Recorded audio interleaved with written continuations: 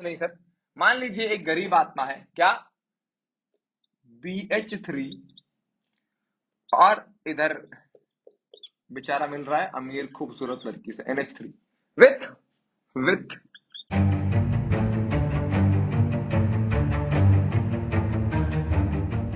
तो क्या हाल चाल बच्चा लोग, कैसे चल रहा पढ़ाई लिखाई? होपफुली सब अच्छा चल रहा होगा।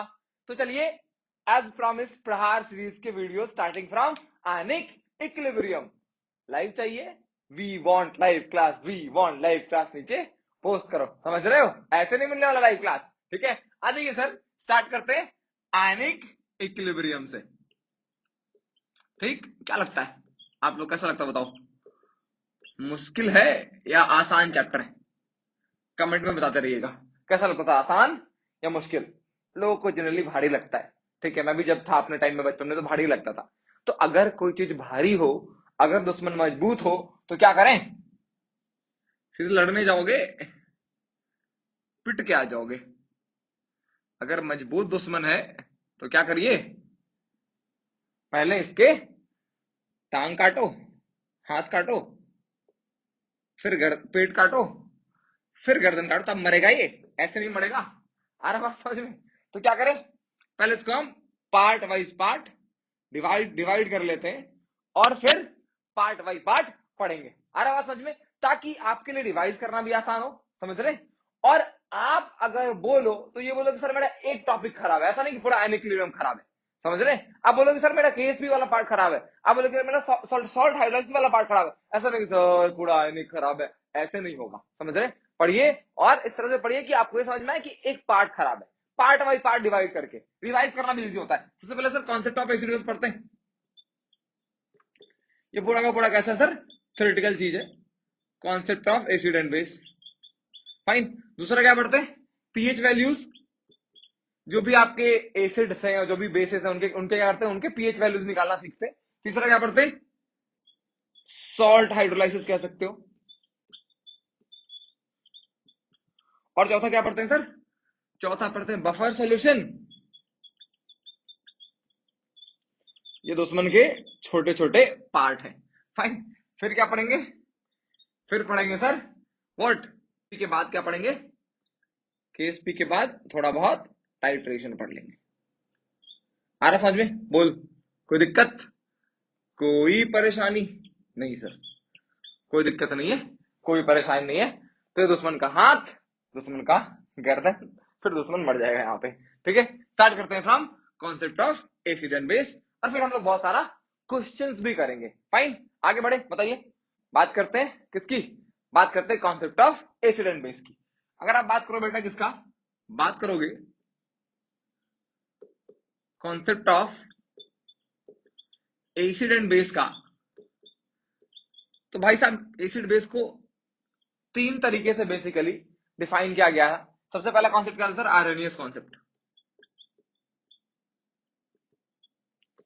आर्हेनियस भाई साहब ने सबसे पहला फंडा दिया था, जो बचपन से आपको पढ़ाया पढ़ाया चलाया जा रहा है, जो बचपन से आपको पढ़ाया जाता है एकदम बचपन से। कौन सर?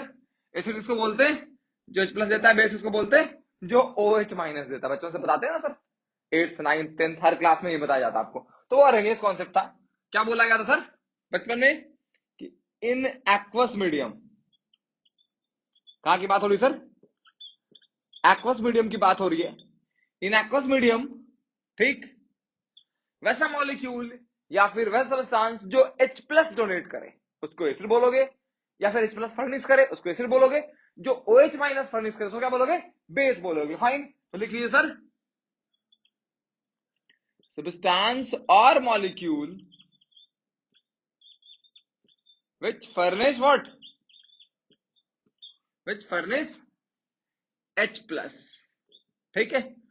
और लिख सकते हैं आप H3O प्लस इन, कहानी तो सर एक्वस मीडियम की ही बात हो रही है। फाइन, इसको क्या बोलोगे, इसको बोलोगे सर ये था क्या, ये था आपका एसिड। फॉर एग्जाम्पल देख लो, क्या निकालना है सर, H प्लस निकाले, और क्या निकाले, एक ही बात है sir, H plus H2O molecule से रिएक्ट करेगा, हाइड्रोनियम आयन बनाएगा। फाइन, देखिए मतलब कि अगर आपने HCl लिया एक्वस, तो HCl क्या करेगा, H प्लस एक्वस बनाएगा और Cl माइनस एक्वस बनाएगा। ठीक, इसको आप दूसरे तरह से ऐसे भी लिख सकते हैं, एक ही बात है, एक ही बात है। आप इसको ऐसे भी लिख सकते हैं कि HCl प्लस H2O, क्या लिखे आप इसको, H3O plus aqueous plus Cl minus aqueous, ऐसे भी लिख सकते हो। फाइन। और देखिए और क्या एग्जांपल है, अगर आप और एग्जांपल्स की बात करेंगे, क्या लिख दे, H2SO4, खतरनाक एसिड है ना, लिख दो H2SO4। क्या होगा भाई, एक्वस मीडियम में जैसे ही पानी डालोगे क्या फर्निश करेगा, H प्लस, एक मोल H2SO4, देखो ना 2 H है यहाँ पे, दोनों फर्निश होंगे, क्या बनाएगा, 2 मोल H प्लस बनाएगा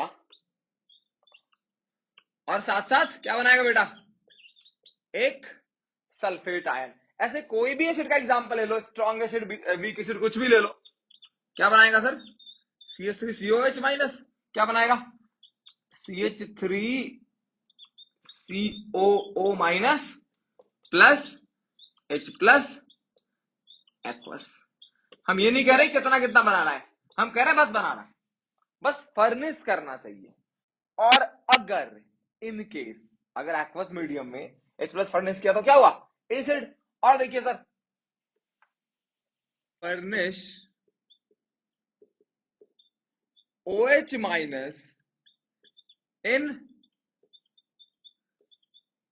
एक्वस मीडियम, क्या बोलोगे बेटा इसको बताओ, ये भाई साहब बेस है, समझ रहे, एक H प्लस बना रहा है एसिड और एक OH माइनस दे रहा है बेस। फॉर एग्जांपल जैसे मान लो KOH, ठीक, KOH को कहां डालो, जॉल में डाल दीजिए, एक्वस मीडियम में डाल दीजिए, क्या बनाएगा, ये बना देगा बेटा K प्लस एक्वस और साथ में OH माइनस एक्वस। ये दोनों यहां से टूट गए, क्या हो गए, डिसोसिएट हो गए। पहले भी क्या हो रहा था, वाटर में डिसोसिएट होकर क्या फर्निश कर रहा था, उधर H प्लस और इधर OH माइनस, जो OH माइनस देगा वो बेस, जो H प्लस देगा वो एसिड। ठीक है, और देख लो बेटा, और क्या करें, MgOH whole twice, aqueous medium में देखिए ज्यादा दे रहा है कम दे रहा है वो बात ही नहीं हो रही, क्या बात हो रही है बेटा, कि बस H प्लस दे और OH माइनस दे। ठीक, इधर आ जा, ये क्या बनाएगा, ये बनाएगा भैया Mg2 प्लस और ये बनाएगा 2OH माइनस। बताओ कहानी ठीक चल रही है, हाँ सर कहानी तो ठीक ही चल रही है। बचपन में जो पढ़ा था आपने एसिड बेस रिएक्शन,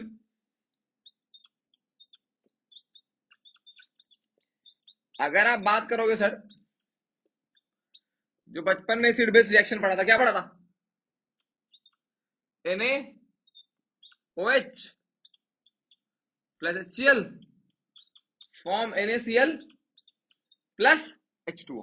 ठीक है, अगर थोड़ा बहुत आपको पता होगा तो ये भाई साहब क्या है, स्ट्रॉन्ग एसिड, स्ट्रॉन्ग बेस, ये भाई साहब क्या है, स्ट्रॉन्ग एसिड, ये सॉल्ट और ये वाटर, ये क्या बेटा, ये है आपका स्ट्रॉन्ग इलेक्ट्रोलाइट। समझ रहे क्या होता है स्ट्रॉन्ग इलेक्ट्रोलाइट, जो एक्वस मीडियम में पूरा पूरा डिसोसिएट हो जाए, जितना डालोगे पूरा डिसोसिएट। अगर 1 मोल लिया 1 मोल डिसोसिएट, 2 मोल लिया 2 मोल डिसोसिएट, 5 मोल लिया 5 मोल डिसोसिएट, सारा का सारा लोग डिसोसिएट हो जाए ऐसा मान के चलते हैं। ठीक है, तो स्ट्रॉन्ग इलेक्ट्रोलाइट। और ये क्या बेटा, ये भी आपका स्ट्रॉन्ग इलेक्ट्रोलाइट, बताइए। ठीक, अरे भाई साहब भी कैसे, स्ट्रॉन्ग, पूरा खानदान स्ट्रॉन्ग का, स्ट्रॉन्ग इलेक्ट्रोलाइट। अब बेटा मीडियम कैसे चल रहा, मीडियम तो एक्वस एक्वस ही चल रहा नहीं।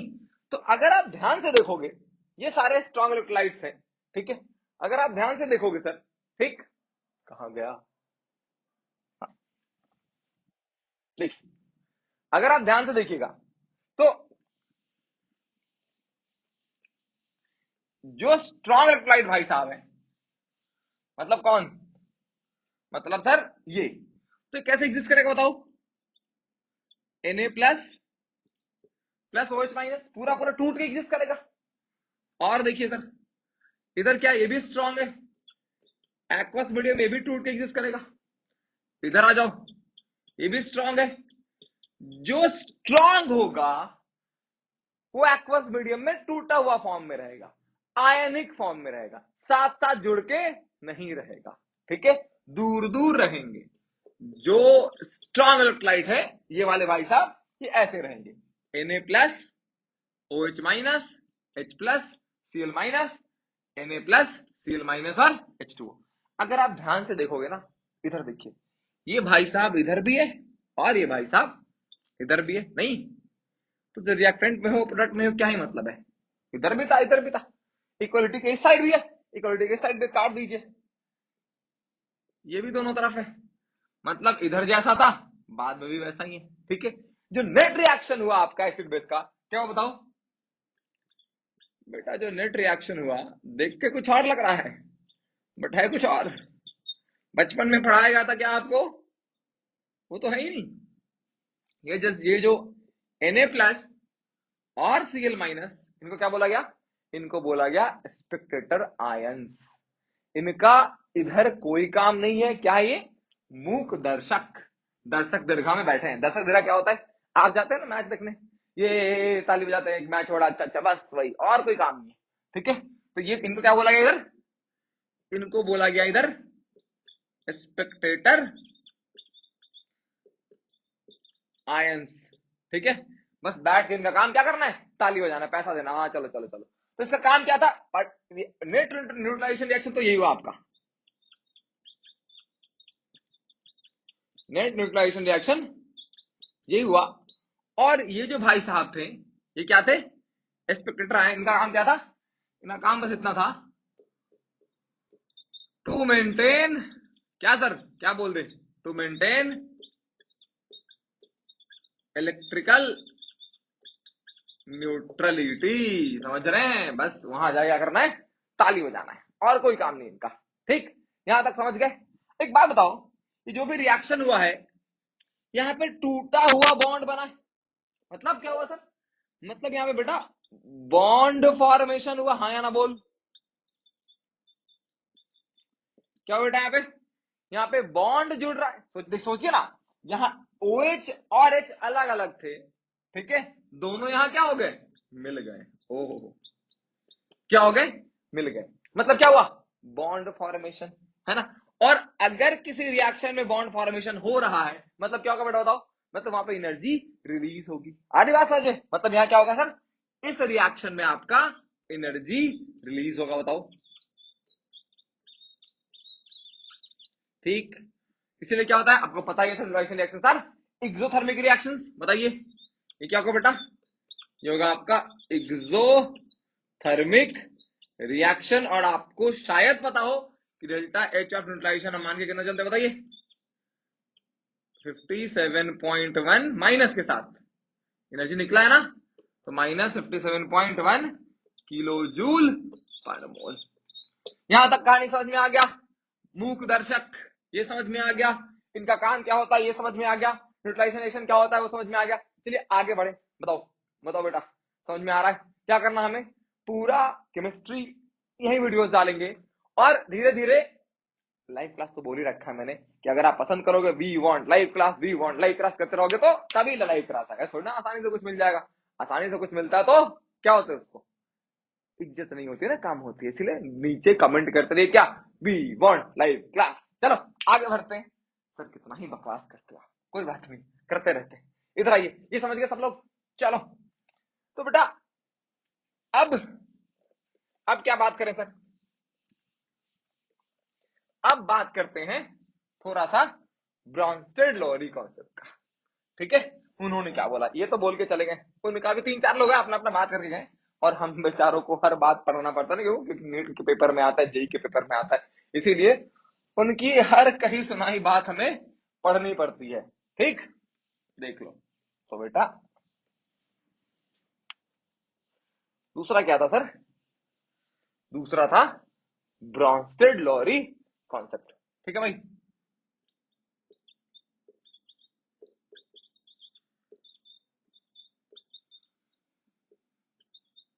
दूसरे भैया थे, ये भी कुछ बकवास करके गए। इन्होंने क्या बोला? प्रोटॉन, देखिए ध्यान से, प्रोटॉन का मतलब क्या होता है? कहीं भी प्रोटॉन लिखा हो ना, अब देखिए हाइड्रोजन में क्या होता है, एक प्रोटॉन प्लस एक इलेक्ट्रॉन।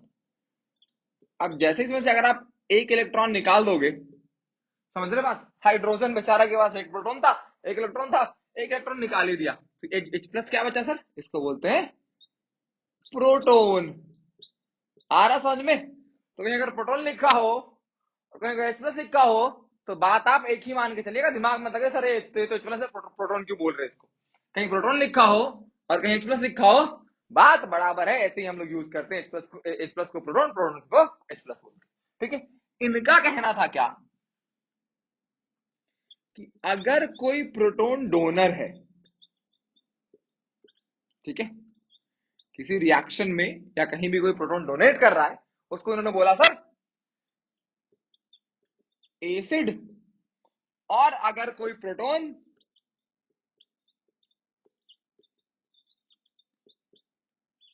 एक्सेप्टर क्या बोल दिया इन्होंने, बेस बोल दिया। इसी कॉन्सेप्ट से conjugate acid and conjugate base terms उठ के आया है, या फिर टर्मिनलाइज होके यहां से आया है। बताइए, आ रहा बात समझ में? यहां से कौन सा टर्म, ये कॉन्जुगेट एसिड कॉन्जुगेट बेस, इसी कॉन्सेप्ट का देन है। बताओ, देख भाई, मान लो एक रिएक्शन लिखते हैं सर, कौन सा रिएक्शन लिखे, देखिएगा, अगर आप रिएक्शन लिखोगे बेटा क्या कि सर रिएक्शन लिख दीजिए HCl plus H2O form Cl minus plus H3O plus. हुआ क्या, सोचो, हुआ ये कि ये H प्लस इसको डोनेट किया नहीं, तो ये भाई साहब क्या कहलाएंगे, ये भाई साहब कहलाएंगे ब्रॉन्स्टेड एसिड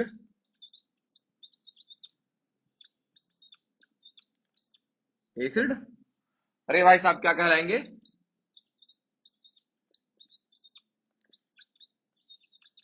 ब्रॉन्स्टेड बेस। आ रही बात समझ में?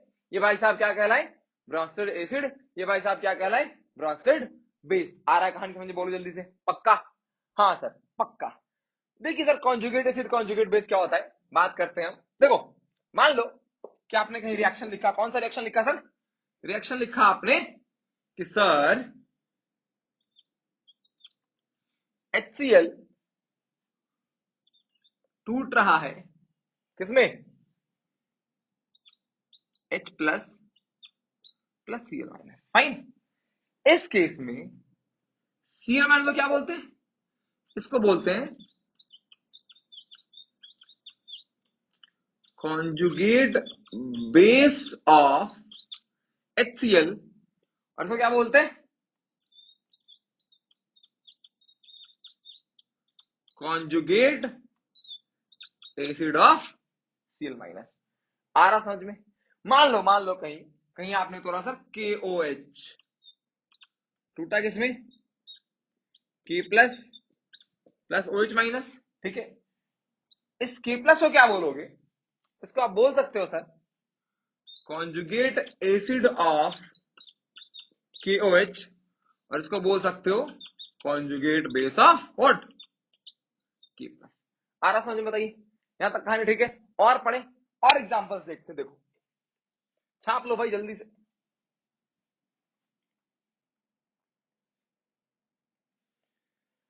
हाँ भाई देख आगे,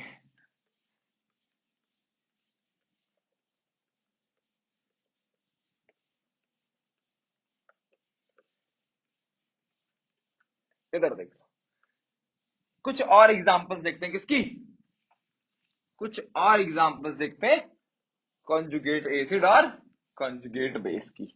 ध्यान से देखिए सर, कुछ और एग्जांपल्स की अगर बात करोगे तो यहाँ पे कुछ और एग्जांपल क्या है, मान लो कि आपके पास H2CO3 है, एक डाई प्रोटिक एसिड है, क्या बोलते हैं इसको, दो H प्लस दे सकता है ना ये, आ रहा बात बोल, दो H प्लस दे सकता है, एक बार H प्लस, फिर क्या बना HCO3 माइनस, फिर से H प्लस, क्या बना CO3 2 माइनस। सोचिए, ठीक है, ये भाई साहब दो बार H प्लस दे सकते हैं। तो ध्यान से देखिए, पहली बार में ब्रेक होंगे क्या, H प्लस प्लस, इसको क्या बोलते हैं, बाइकार्बोनेट आयन भी बोल सकते हो। दूसरी बार कैसे ब्रेक हुए सर,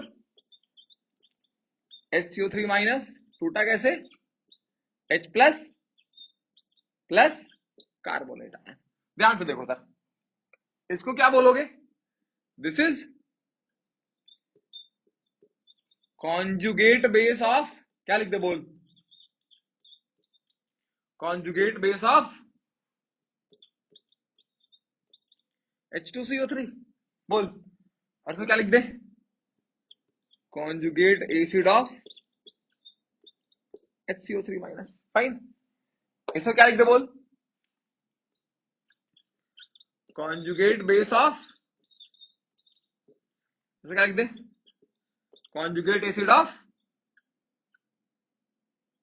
कार्बोनेट आयन। समझ रहे, तो ये जो HCO3 माइनस है, देखिए ध्यान से, ये भाई साहब electron, sorry hydrogen H plus proton lose भी कर रहे थे, फाइन, और यहां पे प्रोटोन गेन भी कर रहे थे। ध्यान देखिए, ये भाई साहब प्रोटोन गेन भी कर सकते थे, और ये भाई साहब प्रोटोन लूज भी कर सकते थे।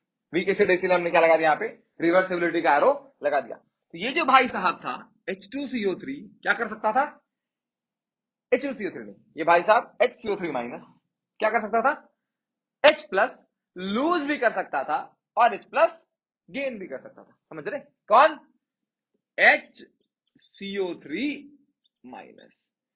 तो इसीलिए इसको क्या बोला, एम्फी, एम्फी बोलते हैं ना जो दोनों काम कर सकता है, इसको हमने बोला एम्फीप्रोटिक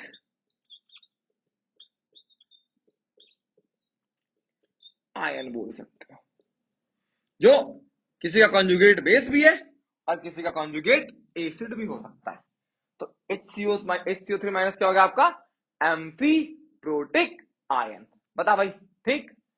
अब बोलोगे सर कैसे समझे, अगर ध्यान से देखिए, ध्यान से देखिए, कहीं भी जैसे H2O ही ले लिया, कोई बोले कि सर H2O का कॉन्जुगेट एसिड लिखना है, एसिड, तो क्या करिए, इसमें एक H प्लस ऐड कर दीजिए, क्या बन जाएगा, conjugate acid of H2O। For example हो जाएगा H3O प्लस, क्या हो गया, दिस इज कॉन्जुगेट, किसी का भी कॉन्जुगेट एसिड लिखना है, एक H प्लस जोड़ दीजिए, fine, conjugate acid of H2O।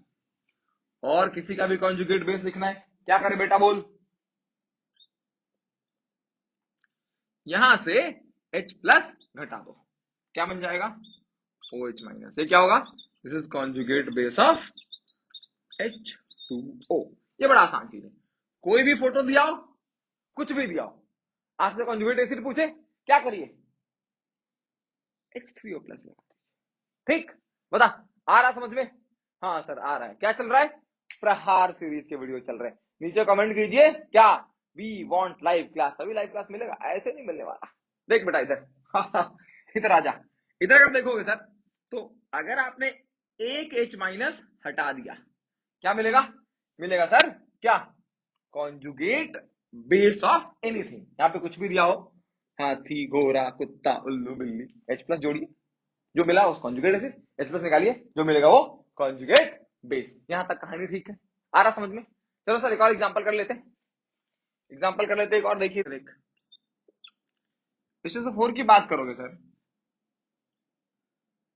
तो ये जो H2SO4 है, फॉरवर्ड शिफ्टेड होगा मेजरली, चलो लिख लिया रिवर्सिबिलिटी दिखाने के लिए, ये टूटेगा H plus plus HSO4 minus, और ये जो HSO4 माइनस है ये टूटेगा किधर, H प्लस प्लस, समझ रहे बात, अरे बोलो, पुराना वाला कहानी पूरा पूरा है, इसको क्या बोलोगे, इसको बोलोगे sir conjugate acid of what, ये वाला कहानी HSO4 माइनस, फाइन। और इसको क्या बोले बेटा, बताओ पहले की तरह, conjugate base of what, H2SO4। यहां पे क्या आ जाएगा देख, ये हो जाएगा sir conjugate acid of sulphate ion, और ये क्या हो जाएगा बोल, conjugate base of HSO4 minus. ये वाला जो है फिर अभी क्या है, ये वाला फिर से अभी एम्फीप्रोटिक नेचर का है। ये वाला क्या बेटा, एम्फीप्रोटिक नेचर का है। समझ रहे, कुछ भी हो जाए झुकना नहीं है, पढ़ते रहना भी नीट 22 तक साथ में हमारे। पढ़िए कब तक, हम बार बार वीडियो बोलते हैं, जब तक लास्ट बबल नहीं हो रहा तब तक पढ़ते रहना है। गिव अप मत करिए, हम भी साथ में पढ़ा रहे हैं, आप भी साथ में पढ़िए। ठीक है, खत्म करेंगे, क्वेश्चंस भी करेंगे, सब कुछ करेंगे, जुड़े रहिए। ठीक है, आ जाओ इधर, नीचे टेलीग्राम लिंक होगा, ज्वाइन करिएगा। क्वेश्चन सारे प्रैक्टिस हम वहीं से करेंगे, उसी को यूज करके। ठीक है, इधर आ जाओ। समझ गए, ये भी चलो एक सवाल लिख लो। सवाल ये है, क्वेश्चन ये, H3PO4 इसके सारे conjugate acid conjugate base pair घर पे लिखिए। घर पे मतलब अभी तो आप घर पे ही हैं, तो क्लास खत्म होने के बाद ये आप क्या करिएगा, लिख लीजिएगा। बोलो कहानी ठीक है। अब क्या करें सर, बहुत हो गया। अब तीसरा देख लीजिए टाइप, कौन सा टाइप, इनको बहुत प्यार था किससे, लोन पेयर से। इन्होंने सारी बातें किसके टर्म्स में की है, इन्होंने सारी बातें लोन पेयर के टर्म्स में की है। इन्होंने बोला lone pair donor are base and lone pair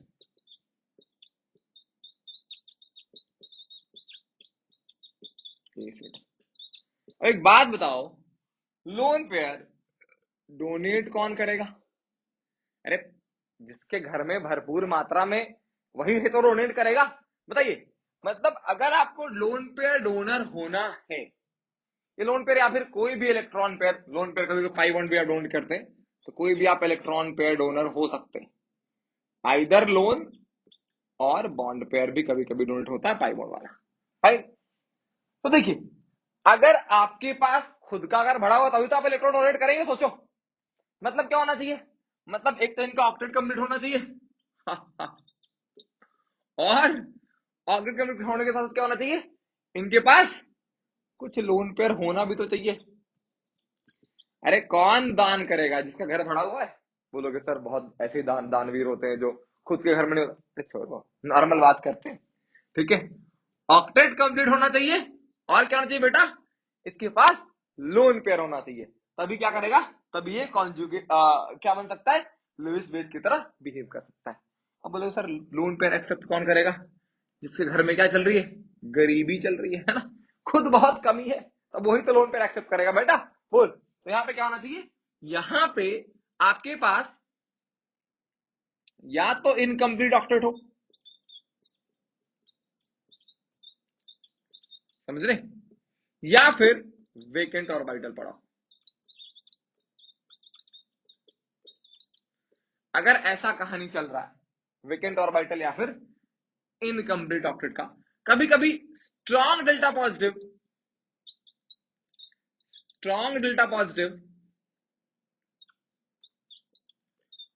on central metal या फिर सेंट्रल एटम बोल दो, उसकी वजह से भी क्या होता है, उसकी वजह से भी ये इलेक्ट्रॉन पेयर एक्सेप्ट करना शुरू करता है। एग्जांपल देखिए, इनकम्प्लीट ऑक्टेट मतलब गरीबी, BH3 बोल लो, B2H6 बोल लो, CH3+ बोल लो, इनकम्प्लीट ऑक्टेट भी, और यहाँ पे वेकेंट ऑर्बिटल भी है। वेकेंट ऑर्बिटल की बात करोगे सर, AlCl3 बोल लीजिए, समझ रहे। और स्ट्रॉन्ग डेल्टा पॉजिटिव और सेंट्रल मेटल एटम आयन की बात करोगे तो क्या हो गया सर, हो गया आपका सेंट्रल मेटल भी हो सकता है, कोई सेंट्रल एटम भी हो सकता है। फाइन, ये SO3 देखिए, यहां समझ रहे, इस सल्फर पे बहुत स्ट्रॉन्ग डेल्टा पॉजिटिव। क्यों सर, तीन तीन गुंडे घिरे हुए इधर, ऑक्सीजन, तीन तीन ऑक्सीजन अपनी तरफ खींच रखे। बोलिए, तो मतलब गुंडों ने चारों तरफ से घेर रखा है रजिया को, तो बेचारे ये परेशान तो रहेगी ना। समझ रहे बात, तो इधर स्ट्रॉन्ग डेल्टा पॉजिटिव क्यों, क्योंकि तीन तीन ऑक्सीजन लगा है, तीन तीन हाईली इलेक्ट्रॉन नेगेटिव एटम लगा है, और वो भी किसमें, पाई बॉन्ड को, पाई बॉन्ड का इलेक्ट्रॉन खींचना और इजी होता है as compare to sigma bond. Pi bond और इजिली डिस्टॉर्ट होता है as compare to sigma bond. तो यहां भी क्या है, ये भी कैसे बिहेव करेगा, ये भी बिहेव करेगा as a strong Lewis acid. ठीक, और भी एग्जांपल बहुत सारे, FeBr3 भी लिख सकते हैं। तो बहुत सारी कहानी ऐसी है। तो चलिए ये पूरा कॉन्सेप्ट क्या हो गया, लुईस पूरा एसिड बेस का कॉन्सेप्ट हो गया। होता क्या है सर, मान लो इसका एग्जांपल देख लीजिए थोड़ा, ये तो देखा नहीं। लोन पेयर NH3 हो गए, H2O भी कभी कभी बिहेव करता है, ROH हो गया, समझ रहे। तो ये सारे क्या है, ये सारे आपके RNH2 हो गया। ये सारा क्या बिहेव करता है, ये सारा बिहेव करता है आपका लुईस बेस की तरह। अब देखिए जब लुईस एसिड और लुईस बेस आपस में मिलेंगे तो क्या होगा। हाँ? देखो होगा कुछ नहीं सर, मान लीजिए एक गरीब आत्मा है क्या, BH3, और इधर बेचारा मिल रहा है अमीर खूबसूरत लड़की से NH3 विथ लोन पेयर, बहुत पैसा इधर। ठीक, और इधर गरीबी चल रही है, भूखमरी चल रही है ना, ऑपरेशन कंप्लीट नहीं है। अब क्या होगा, इधर ये इलेक्ट्रॉन पेयर इसको डोनेट करेगा कि भैया सुनो, आप गरीबी चल रहा है, मेरा लोन पे ले लो, खुश हो जाओ। अभी क्या बनाएंगे, ये बनाएगा एक कॉम्प्लेक्स आपका BH3 नेगेटिव और साथ में इस NH3 पे पॉजिटिव। अगर ध्यान से देखोगे तो पहले ये भाई साहब sp2 हाइब्रिडाइज थे, ये sp3 थे, बॉन्ड बनाने के बाद ये भी sp3 हो गया है और ये भी sp3 हो गया है। इस कॉम्प्लेक्स में इसके पास भी अब कितना हो गया है, 8 इलेक्ट्रॉन हो गया है, गरीबी मिट गई है। आ रहा समझ में। तो ये तो पूरा हो गया आपका कौन सा, concept of acid and base. Now moving to pH values. Okay,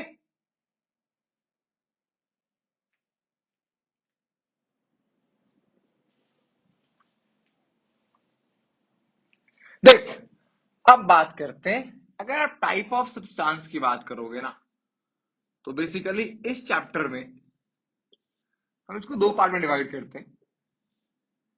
एक बोलते हैं नॉन इलेक्ट्रोलाइट्स, फाइन, ये वाटर में डिसोसिएट नहीं होंगे, it will not dissociate in aqueous in aqueous medium, बिल्कुल भी डिसोसिएट नहीं होगा। और दूसरा क्या होता है सर, दूसरा बोलते हैं हम इलेक्ट्रोलाइट्स। ये क्या होगा, ये लोग क्या करेगा, they will dissociate in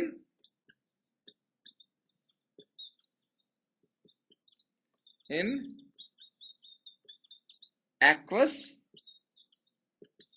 medium. अगर डिसोसिएट नहीं किया means it will not conduct क्या, बिजली, इलेक्ट्रिसिटी को कंडक्ट नहीं करेगा, फाइन, क्योंकि आयंस ही नहीं होंगे तो कैसे कंडक्ट करेगा, it will not conduct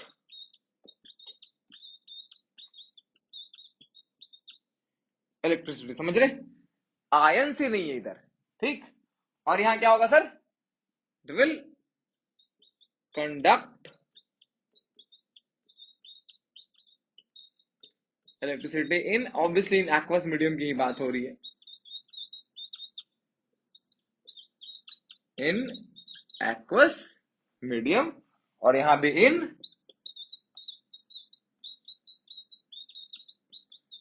aqueous medium. Example की बात करोगे सर, ग्लूकोज C6H12O6, फाइन, जो भी मॉलिक्यूल, एसीटोन की बात कर लो,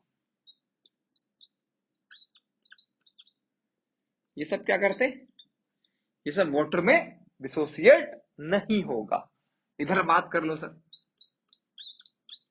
NaCl, CH3, COH, जो लोग वाटर में डिसोसिएट होंगे। फाइन। अब इसका दो टाइप होता है, एक कौन सा सर, स्ट्रॉन्ग इलेक्ट्रोलाइट, यहां पे अल्फा क्या होता है आपका 1, कंप्लीट डिसोसिएशन,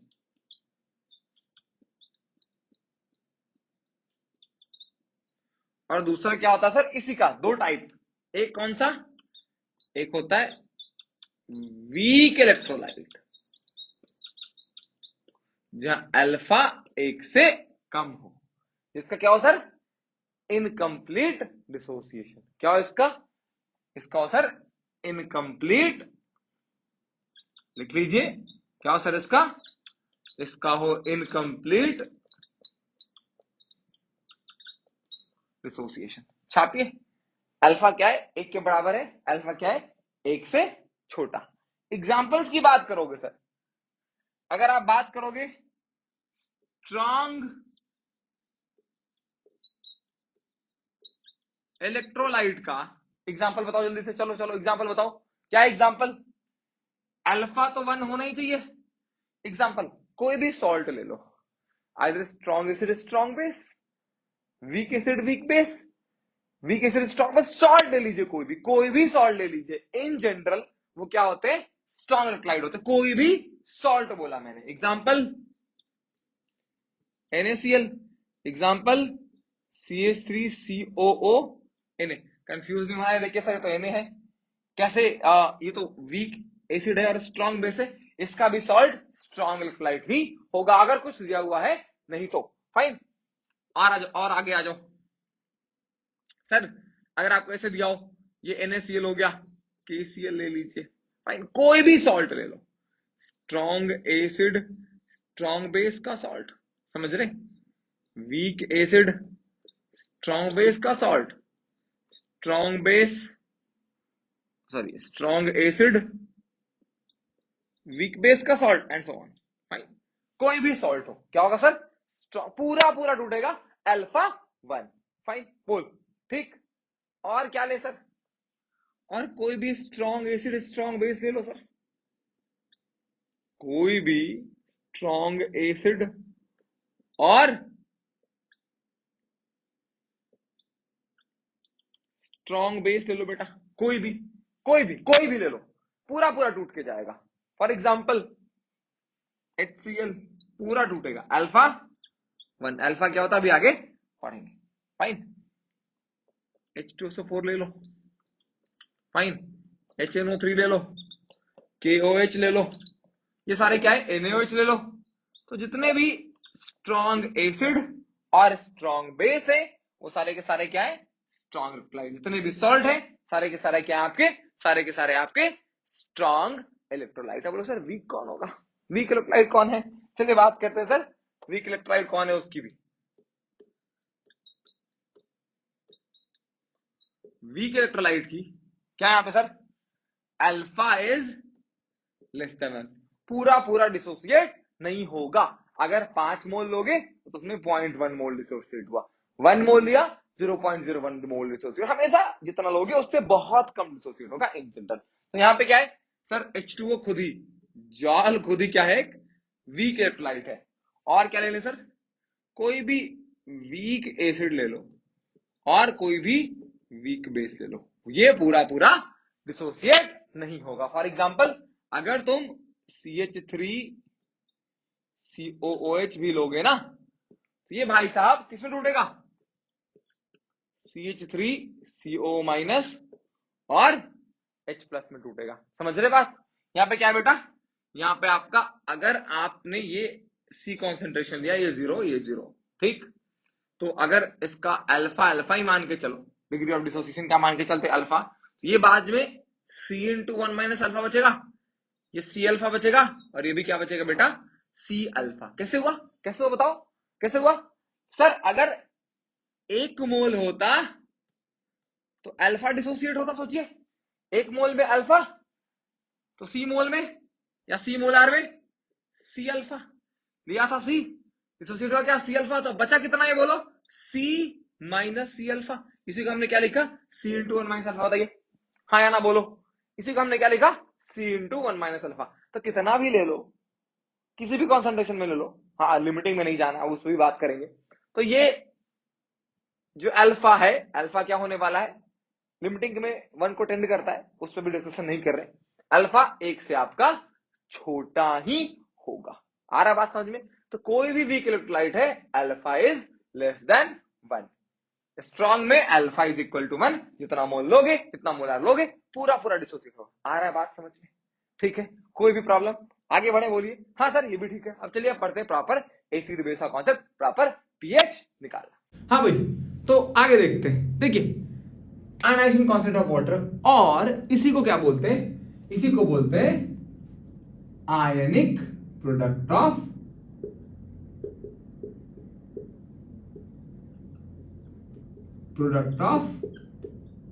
वाटर।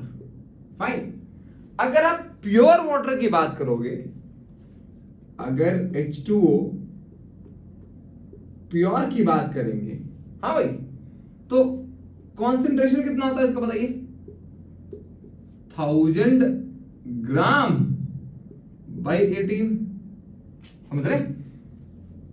क्या बोलोगे, मोलार के फॉर्म में बोलोगे? तो अगर 1 लीटर वाटर लेते हैं, मतलब इसमें 1000 ग्राम वाटर होगा, सोचिए। तो कॉन्सेंट्रेशन कितना होता है? लगभग 55.55 मोलार के आसपास प्योर वाटर का।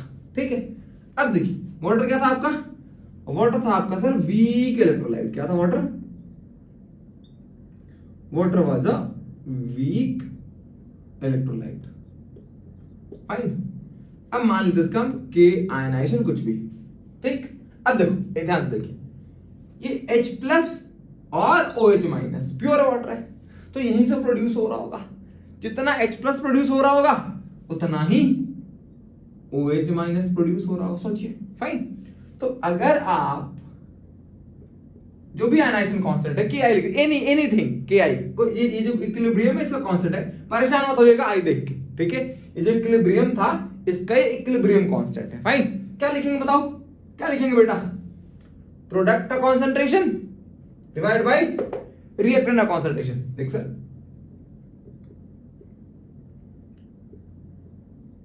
concentration of OH minus divided by concentration of H2O।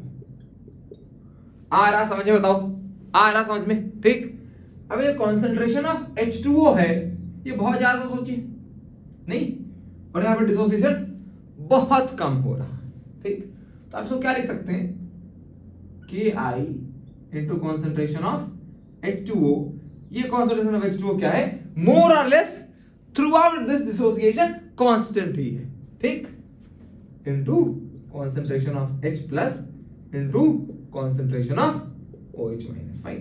और ये जो पूरा एक नया कांस्टेंट आया, ठीक, इसको क्या बोला आपने? इसे बोला आपने KW ionic product of water. और एट रूम टेम्परेचर, सामान्य टेम्परेचर पे ये देखा गया कि ये जो डिसोसिएट हुआ था, कब? Eight room temperature. बेटा ये देखा गया कि जो डिसोसिएट हुआ था ये भी कितना था और ये भी कितना था? ठीक, 10⁻⁷ मोलार, और ये भी कितना था? 10⁻⁷ मोलार। दोनों कितने थे? 10⁻⁷ मोलार एंड 10⁻⁷ मोलार। ठीक, एट रूम टेम्परेचर। तो KW की वैल्यू कितनी आती बताइए जरा सा। तो अगर आप रूम टेम्परेचर की बात करोगे तो KW की वैल्यू आ जाएगी निकल के 10⁻⁷ इंटू 10⁻⁷। कितना हो गया बेटा? KW की वैल्यू हो गई 10⁻⁻14। समझ गए बात? बोल दो। तो रूम टेम्परेचर में ये जो कांस्टेंट आया इसकी वैल्यू हमेशा कितनी होगी? हमेशा ही 10⁻⁻14 होगी। अरे बात समझ में? मतलब आप यहां से लिख सकते हैं, क्या लिख सकते हैं बताओ? यहां से आप लिख सकते हैं concentration of H plus at room temperature, concentration of H plus into concentration of OH minus equal to -14। ये इक्वेशन आ गया आपके, बड़े काम का आएगा, यहां से लिख लीजिए। फिर हम आगे बढ़ते हैं, इसको मिटा दें। जुप। क्या निकल के आया था कहानी? Concentration of H plus into concentration of OH minus कब आया था सर? Eight room temperature. समझ रहे बात? अब क्या करना है सर? अब आपको दोनों तरफ रिएक्टेंट साइड मतलब LHS RHS दोनों तरफ क्या लेना है? Minus log to the base 10 लेना है दोनों तरफ। ठीक है, तो इधर अगर लेंगे क्या होगा बोलो? Concentration of H plus into concentration of OH minus. Fine. और इधर अगर लेंगे माइनस log बेस माइनस 14। अब देखो log का प्रॉपर्टी है ऐसा कुछ, क्या लिखते हैं sir? log a to the power x लिखेंगे, क्या लिख सकते हैं? x log a। परेशान मत होइए log देख के, ये जो भाई साहब यहां था ये उठ के यहां आ गया सीधा सीधा, तो बेटा ये जो यहां था ये उठ के यहां आएगा। सोचो आएगा ना, log की प्रॉपर्टी यूज करेंगे तो। फाइन, तो ये क्या आ गया? ये आ गया सर माइनस 14, यहां पे और माइनस और log 10 टू द बेस 10। समझ रहे? ये मिला जुला के तो 1 ही होना है, ये इधर 14 हो जाना है।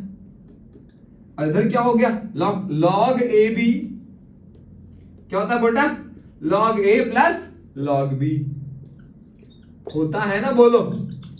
ठीक, तो यहां पे क्या होगा बोल? यहां पे होगा minus log 10 concentration of H plus plus minus log 10 concentration of what? OH minus. समझ रहे? अब ये कितना हो गया बेटा? ये हो गया pH और ये हो गया pOH। और रूम टेम्परेचर पे इसकी वैल्यू कितनी आई? इसकी वैल्यू आई 14। आ रहा समझ में? बोलो, अगर रूम टेम्परेचर पे कभी भी आप क्या करोगे? प्लस pOH करोगे, कितना वैल्यू आएगा?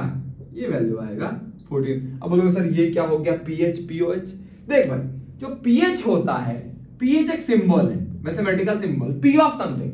फाइन, pH मतलब माइनस log ऑफ कॉन्सेंट्रेशन। कहीं भी आपको pH लिखा दिखे ऐसा, p ऑफ OH अगर कहीं लिखा दिखे इसका मतलब क्या हो गया?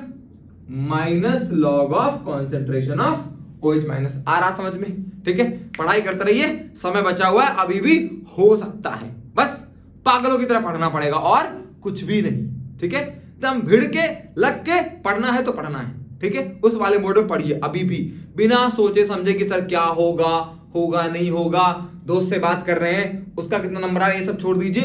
बस बिना कुछ सोचे समझे 2 महीना और पढ़ लीजिए। ठीक है, आराम से हो जाएगा यार, छोटा मोटा एग्जाम, बहुत बड़ा एग्जाम नहीं है। ठीक है, जरा देखिए pH है, ये pOH। अगर ऐसा कुछ हो जाए pK लिखा हो, मतलब माइनस log ऑफ K लिख दीजिए। आ रहा है समझ में? pK भी लिखा हो, माइनस log ऑफ K भी लिख दीजिए। कुछ भी लिखा हो, P ऑफ हाथी लिखा हो, समझ रहे बात? P ऑफ क्या लिखा हो? हाथी लिखा हो, मतलब P ऑफ कुछ भी लिखा हो यार। ठीक है, परेशान मत होइएगा, क्या लिख दीजिए? माइनस log ऑफ यही वाला हाथी। समझ रहे? बोलोगे सर ये कौन हाथी? ये रिप्रेजेंटेशन है कि P ऑफ कुछ भी लिखा हो इसका मतलब माइनस log ऑफ वो टर्म। फाइन, P ऑफ कुछ भी लिखा हो माइनस log, मतलब कहीं अगर ऐसा लिखा हो सर PKW मतलब माइनस log ऑफ KW, कितना हो जाएगा? हो जाएगा सर 14। समझ रहे बात? तो P ऑफ समथिंग मतलब minus log of that thing. आ रहा बात समझ में? ठीक है, तो इसीलिए कहीं भी pH pOH pK pKb, ठीक है, PKW, समझ रहे? PKE इक्विलिब्रियम कुछ भी वैसा दे रखा हो, आपको क्या करना है? Minus log of that thing. P of हाथी is equal to minus log of हाथी। खत्म।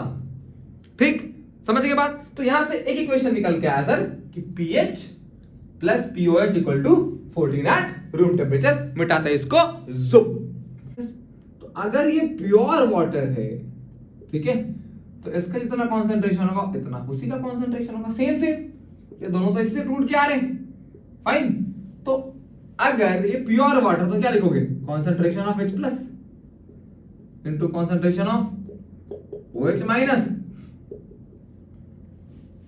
ऐसा लिखेंगे बोलो। और क्या बेटा, ये और ये बराबर है, ठीक है, दोनों क्या है, दोनों ही बराबर है, क्योंकि दोनों ही यहीं से टूट के बन रहा, दोनों क्या है, बराबर। तो बेटा ये क्या बन जाएगा, सोचो, ये बनेगा x, मान लेते हैं ये x, तो x square equal to 10 to power -14, ठीक। तो x कितना होगा बताइए, x हो जाएगा रूट ओवर के बाद -14, मतलब 10 टू पावर -7 मोलार। तो अगर प्योर वाटर ले रखे कब, एट रूम टेम्परेचर, बेटा प्योर वाटर ले रखे हैं कहां, रूम टेम्परेचर पे। टेम्परेचर बढ़ाओगे तो गड़बड़ हो जाएगा, आप ही की तरह है, प्रेशर में गड़बड़ करना शुरू कर देते हैं, टेम्परेचर प्रेशर चेंज करेंगे तो।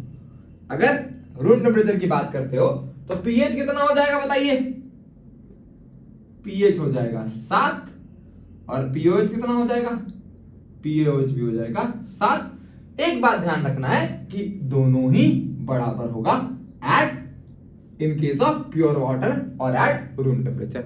अब सवाल ये है सर कि is it possible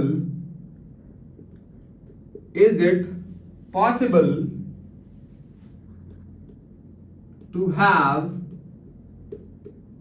pH equal to 6 of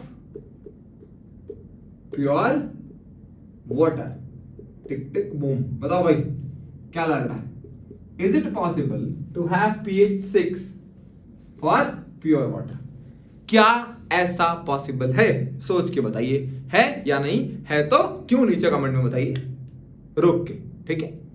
देख भाई, अब इस सवाल को सॉल्व करते हैं, इसका आंसर है यस सर, पॉसिबल है।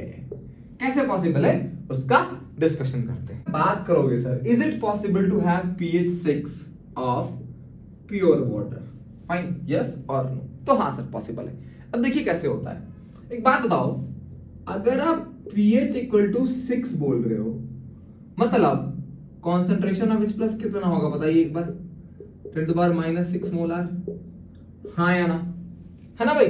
pH 6 मतलब कॉन्सेंट्रेशन ऑफ H प्लस, देखिए क्या होगा, minus log of concentration of H plus 6, ठीक, और इधर माइनस माइनस से मल्टीप्लाई कर दोनों साइड, और अगर दोनों तरफ एंटी लॉग लोगे तो ये तो हो जाएगा कॉन्सेंट्रेशन ऑफ H प्लस, और ये हो जाएगा 10 टू पावर -6, खत्म। मतलब नॉर्मल केस से कॉन्सेंट्रेशन बढ़ गया है ना, होना कितना चाहिए सर, होना चाहिए था इतना एट नॉर्मल रूम टेम्परेचर, सोचो नहीं, मतलब नॉर्मल टेम्परेचर से क्या हुआ है, नॉर्मल टेम्परेचर से रूम टेम्परेचर से ये कॉन्सेंट्रेशन कौन छोटा है भाई, ये छोटा है, गड़बड़ मत कर दीजिएगा कि सर -6 छोटा दिख रहा है, छोटा है, ये बड़ा है, ये छोटा है, ठीक है।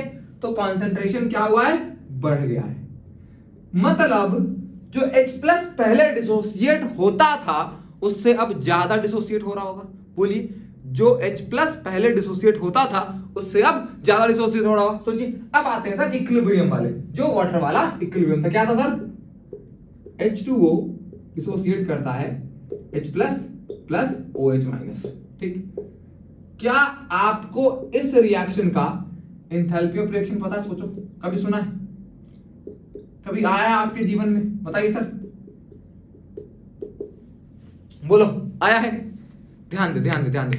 अभी थोड़ी देर पहले मैंने बताया था आपको न्यूट्रलाइजेशन रिएक्शन, ठीक है, उसका जो रिएक्शन था, थोड़ा जाइए बैकअप, वो मतलब फ्लैशबैक में जाइए, उसका जो रिएक्शन था वो कुछ ऐसा चल रहा था, देख, H plus plus OH minus form H2O, कहानी कुछ ऐसी चल रही थी।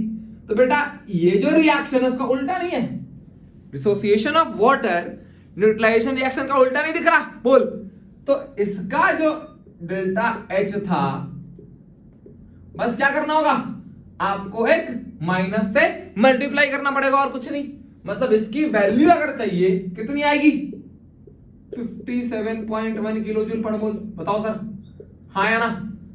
हमें इससे मतलब नहीं है, हमें बस इससे मतलब है कि वैल्यू कैसी थी, ये वैल्यू थी पॉजिटिव, नहीं, ये वैल्यू कैसी थी, पॉजिटिव। और देख लो सर कि बॉन्ड आप तोड़ रहे हो, है ना।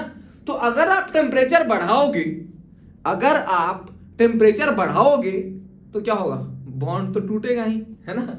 जो भी H और OH के बीच का बॉन्ड था, टेम्परेचर बढ़ाया वो और फर्दर टूट गया। आ रहा समझ में, टेम्परेचर बढ़ाया वो और फर्दर टूट गया। इसका दो प्रूफ है। एक तो आप ऐसे भी देख सकते हैं कि बॉन्ड ब्रेक मतलब टेम्परेचर बढ़ाओगे बॉन्ड ब्रेक होगा, यहां से भी देखिए। दूसरा प्रूफ क्या है सर, आप इसको ली चटलिए से भी समझ सकते हैं। ध्यान से देखिए इधर, इसको कैसे समझ सकते हैं, इसको आप समझ सकते हैं सर ली चटलिए प्रिंसिपल से भी इसको समझ सकते हैं। देखो इधर, इसको मिटाते थोड़ा सा, नीचे लिखना है। इसको आप ली चटलिए से भी समझ सकते हैं। देखो इधर H2O H plus plus OH minus. अभी बताया sir delta H of reaction जो होगा कितना होगा, 57.1 किलोजूल पर मोल। याद नहीं रखना बेटा, ये न्यूट्रलाइजेशन का उल्टा रिएक्शन है। ये जो रिएक्शन है भैया, ये न्यूट्रलाइजेशन रिएक्शन का उल्टा रिएक्शन है, समझ रहे हैं। तो बस आप तो ये याद रखो कि ये एंडोथर्मिक रिएक्शन है, ठीक। अब एक बात बताओ, एंडोथर्मिक रिएक्शन है, टेम्परेचर बढ़ाएंगे फॉरवर्ड शिफ्ट करेगा, टेम्परेचर बढ़ाओगे एंडोथर्मिक रिएक्शन है, लिटरली यूज कर लीजिए। मतलब क्या होगा, रिएक्शन आपका फॉरवर्ड शिफ्ट होगा। बताइए, तो आप दोनों तरीके से सोच सकते हो, या तो बॉन्ड तोड़ रहे हो, बॉन्ड ब्रेक कर रहे हो, टेम्परेचर बढ़ाओगे फॉरवर्ड शिफ्ट होगा, या फिर एंडोथर्मिक रिएक्शन है, टेम्परेचर बढ़ाइए रिएक्शन फॉरवर्ड शिफ्ट होगा। अब सोचो पहले कितना हो रहा था, 10 to the power -7 हो रहा था। पहले कितना हो रहा था, 10 to the power -7। टेम्परेचर आपने और बढ़ाया और बढ़ाया और बढ़ाया, कितना हो सकता है sir, 1.5 into 10 to the power -7 बढ़ सकता है, 5 into 10 to the power -7, ठीक है। एक ऐसा समय आएगा, बढ़ाते बढ़ाते बढ़ाते बढ़ाते एक ऐसा समय आएगा कि ये भी कितना टूटेगा और ये भी कितना टूटेगा। और बेटा इसी समय पे प्योर वाटर का, इसी समय में प्योर वाटर का भी कितना हो जाएगा, बताओ कितना हो जाएगा, बोलो। इसी समय प्योर वाटर का भी पीएच कितना हो गया, बोल दीजिए, पीएच 6 हो गया। जादू हो गया। बचपन से मतलब आपको बेवकूफ बनाया गया था कि सर प्योर वाटर का पीएच 7, प्योर वाटर का पीएच 7, प्योर वाटर का पीएच 7। देख लो, कोई जरूरी नहीं है प्योर वाटर का पीएच 7 हो। अगर आप टेम्परेचर बढ़ाओगे तो प्योर वाटर का पीएच घट सकता है, वही अगर आप टेम्परेचर घटाओगे, उल्टा करो उल्टा, तो रिएक्शन बैकवर्ड जाएगा। सोचो, अगर आप टेम्परेचर बढ़ाओगे घटाओगे, एंडोथर्मिक रिएक्शन है, ठीक है। तो बेटा यहाँ पे तीनों केस पॉसिबल है, डिस्कस करते हैं तीनों केस पॉसिबल है सर। कौन कौन सा केस, pH 7 भी हो सकता है रूम टेम्परेचर पे, pH 7 से छोटा भी हो सकता है जब आप टेम्परेचर बढ़ाओगे, और pH 7 से बड़ा भी हो सकता है जब आप टेम्परेचर घटाओगे। आ रहा समझ, लिख ले, चलिए सर लिख लेते हैं। एक था pH इक्वल टू 7, एक था pH व्हाट लेस देन 7, और एक था pH ग्रेटर देन 7, ठीक है। ये कब पॉसिबल था, temperature equal to 298 kelvin room temperature. ये कब पॉसिबल था सर, जब प्योर वाटर की बात हो रही है, टेम्परेचर क्या हो जाए, बढ़ा देना, ग्रेटर देन 298 केल्विन। इस केस में भी H प्लस और OH माइनस का कॉन्सेंट्रेशन सेम है बेटा, और दोनों ही कितना हो जाएगा, दोनों ही less than 10 to the power -7, क्योंकि अब डिसोसिएशन ही कम हो गया है। फाइन, अब डिसोसिएशन ही कम हो गया, अब पीएच स्केल ही छोटा हो जाएगा आपका। जो पीएच स्केल आपका 14 का था वो 13 का हो जाएगा, वो अब 12 का हो जाएगा। आ रहा समझ, बोलो ठीक। अब यहां देखिए सर, अगर यहां बात करोगे तो अगर आप रूम टेम्परेचर की बात करते हैं, दोनों बराबर, और ये एग्जैक्ट इतना वैल्यू, ठीक है। क्या हुआ था सर, हीट करने पे रिएक्शन फॉरवर्ड शिफ्ट हो रहा था, एंडोथर्मिक रिएक्शन था, याद करिएगा। और अगर कम करोगे तो बैकवर्ड शिफ्ट होगा। सोचो, अगर आप टेम्परेचर कम करोगे तो रिएक्शन बैकवर्ड शिफ्ट होगा। सोचो तो यहां क्या हो जाएगा, बोलिए। टेम्परेचर अगर आप घटा रहे हो 298 से, ठीक, मतलब अभी ये तो रहेगा ही रहेगा, concentration of H plus, concentration of OH minus, बेटा ये तो रहेगा ही रहेगा। फाइन, और ये वैल्यू कितनी हो जाएगी, ये वैल्यू हो जाएगी, ये दोनों बराबर तो रहेगा ही रहेगा, लेकिन ये वैल्यू छोटी हो जाएगी -7 से।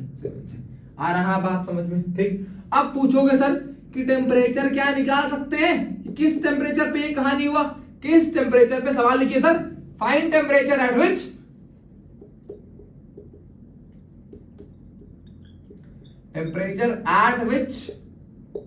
what pH of pure water is equal to 6। ठीक। एक बात बताओ, जब प्योर वाटर का पीएच 6 था, उसमें पीकेडब्ल्यू कितना होगा बताइए? पीकेडब्ल्यू कॉन्सेंट्रेशन ऑफ H प्लस, बोलो बेटा, वी वांट लाइव क्लास, करोगे तभी लाइव क्लास आएगा, नहीं तो हम नहीं डालने वाले लाइव क्लास। और हाँ, बहुत इसको व्यू मिलेगा, बहुत आप लोग पसंद करोगे, तभी हम सोच रहे लाइव क्लास में आए, थोड़ा भाव खाते हैं। तो बेटा जल्दी से इसको शेयर कीजिए, ताकि जो जरूरतमंद लोग हैं, जिन तक अच्छी क्वालिटी वीडियोस नहीं पहुंच रही है, उनको पहुंचे हैं, और वो भी नीचे लिख के वी वांट लाइव क्लास। ठीक, इधर आ जाओ। तो बेटा अब देख, पीकेडब्ल्यू कितना हो जाएगा, सोच, ये भी कितना था, 10⁻⁶ था, ये भी 10⁻⁶ था। अब पीकेडब्ल्यू कितना हो गया बता दे? ये हो गया कितना, ये हो गया बेटा 10⁻12। ठीक है, तो जब पीएच 6 था तब पीकेडब्ल्यू क्या था आपका, 10⁻12। आप डॉट टेम्परेचर भी निकाल सकते हैं, बड़े आराम से निकाल के बताते हैं। एक बात ध्यान रखिए, अब पीकेडब्ल्यू कितना हो गया था आपका, 10⁻12 कूल। बताओ सर, कूल? हाँ सर, कूल। आगे बढ़ते हैं, देखिए क्या था actually, delta H minus of enthalpy of nutrition था, कुछ नहीं था। ठीक है, divided by 2.303 R 1/T1 minus 1/T2। Fine. तो आप देखो इधर ये लॉग, फाइन, ये इक्वेशन को यूज करके अगर आपको एग्जैक्ट टेम्परेचर भी निकालना है तो आप एग्जैक्ट टेम्परेचर भी निकाल सकते हैं। यहां क्या पुट कर दो सर, पुट कर दो लॉग कितना था, ये था -14। बताइए डेल्टा H रिएक्शन, अगर आप किलो जूल में लोगे या फिर जूल में लोगे, क्या लिख दें, 10⁻³ डिवाइड बाई 2.303 R जूल में ले लीजिए सर। T1 कितना था, बोल दो बेटा, T1 तो आपको निकालना ही है, नहीं, T1 पता था 298, और T2 आपको निकालना है। तो एक गंदा सा इक्वेशन आ रहा है, इस गंदा सा इक्वेशन को अगर आप सॉल्व करोगे तो आप एग्जैक्टली टेम्परेचर भी इस इक्वेशन को यूज करके, पहले भी इक्वेशन आपने देखा होगा इक्विलिब्रियम वाले केस में, इस इक्वेशन को यूज करके आप टेम्परेचर फाइंड भी कर सकते हो, जो आपसे पूछेगा नहीं। ठीक है, कि सर इक्वेशन को यूज कीजिए। ठीक, तो टेम्परेचर आप फाइंड भी कर सकते हो, किस टेम्परेचर पे वैल्यू कितनी आएगी, pH 6 आएगी। आ रहा समझ में? तो बताइए सर, नीचे कमेंट सेक्शन में बताइए किस टेम्परेचर पे pH 6 आता है। ये आपका काम है, नीचे कमेंट करके बताओ कि सर कौन सा टेम्परेचर इस पे pH 6 निकल के आता है। ठीक है, काम हम आपको ही दिए जाते हैं, देखता है कौन कितना होशियार है। फाइन, तो चलिए फिर अगले वीडियो में हम pH of strong acid and strong base से स्टार्ट करते हैं। कल सुबह तक वो वीडियो आ जाएगा 8 बजे तक। फाइन, आपको कुछ भी जरूरत लग रहा है नीचे कमेंट में बताइए। ठीक है, नीचे एक टेलीग्राम चैनल होगा, ज्वाइन कीजिएगा, पढ़ते रहिए, लड़ते रहिए, फोड़ते रहिए, आओ साथ में लड़ते हैं। अब की बार आपको बताएं।